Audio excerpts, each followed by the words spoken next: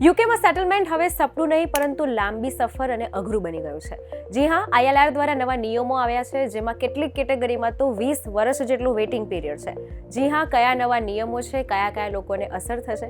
તમે પણ એવા ઇન્ડિયન માઇગ્રન્ટ્સ છો કે જે યુકે જવાનું વિચારી રહ્યા છો, તો તમારે કઈ બાબતની સાવચેતી રાખવી પડશે. અને આ નવા નિયમ ગવર્મેન્ટ કેમ લાવી છે અને એનાથી તમારે કઈ બધી વસ્તુ સાચવીને કરવી જોઈએ, એ બધું જ સમજીશું આજના વિડીયોમાં.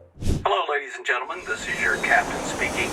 We'll be landing in the airport in just a few minutes. Hi, this is Janvi. Wait વિદેશના આજના વિડીયોમાં જાણીશું કે યુકેની ગવર્મેન્ટે ILRના કયા નવા નિયમોમાં ચેન્જીસ કર્યા છે. ખાસ કરીને વેઇટિંગ પીરિયડ જે વધારી દીધો છે તે બધું જ આપણે સમજીશું. સૌથી પહેલા કોર ચેન્જ સમજીએ. પહેલા આ વેઇટિંગ પીરિયડ 5 વર્ષનો હતો. અમુક કેટેગરીમાં 10 વર્ષ થયો છે તો અમુક કેટેગરીમાં 20 વર્ષ થયો છે. કેટલાક લોકો માટે આ પીરિયડ હજી પણ વધી શકે છે. સિગ્નિફિકન્ટલી ઘણી જ બધી બાબત પર આ વેઇટિંગ પીરિયડ હવે અસર કરશે, કારણ કે હવે એલિજિબિલિટી રૂલ પણ સ્ટ્રિક્ટ થઈ રહ્યા છે. નવી સિસ્ટમમાં માઇગ્રેશન રૂલ પણ ચેન્જ થયો છે. આ નવી સિસ્ટમમાં માઇગ્રેટન્ટે ક્લીન ક્રિમિનલ રૂલ બતાવવો પડશે અને ઇંગ્લિશ સ્ટાન્ડર્ડ લેવલ પણ જે છે તે વધારવું પડશે. કમસે કમ 12,570 પાઉન્ડ જે છે તે 3 વર્ષની એન્યુઅલ સેલેરી બતાવવી પડશે.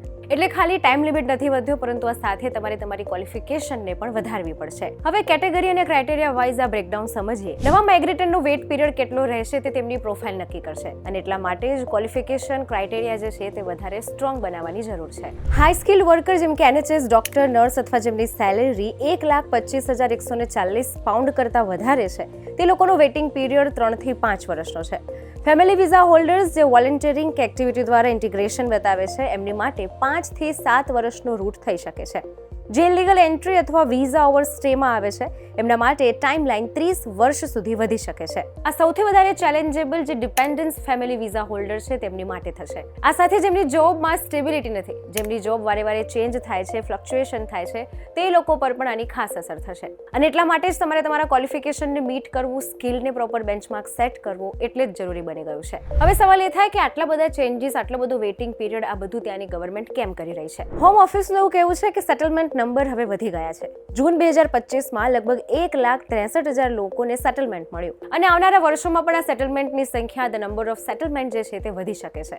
અને માટે જ ત્યાંની ગવર્મેન્ટે હવે આ વેઇટિંગ પીરિયડ જે છે તેમાં સર્ટેન યર્સ મૂકી દીધા છે. હવે આ બધાની વચ્ચે જો ફેરનેસ અને લેબર રૂલની વાત કરીએ તો ક્રિટિસિઝમ પણ સામે આવ્યું છે. લેબર પાર્ટીના સાંસદ નીલ ડક્કન જોર્ડને 50થી વધારે પાર્લામેન્ટ્સ અને ઓર્ગેનાઇઝેશન સાથે મળીને આના પર કન્સર્ન રેઝ કર્યું છે. એમનું કહેવું છે કે યુકેમાં રહેતી હજારો ફેમિલીનો સવાલ છે, કારણ કે આ રીતે ગવર્મેન્ટ અચાનક જો વેઇટિંગ પીરિયડ વધારી દે તો માઇગ્રેટન્ટ્સ જે ફેમિલી સાથે રહી રહ્યા છે તેમની મુશ્કેલી વધી શકે છે, કારણ કે અચાનક ક્વોલિફાઈ પીરિયડ 2 ગણો વધારી દેવો અનફેર છે.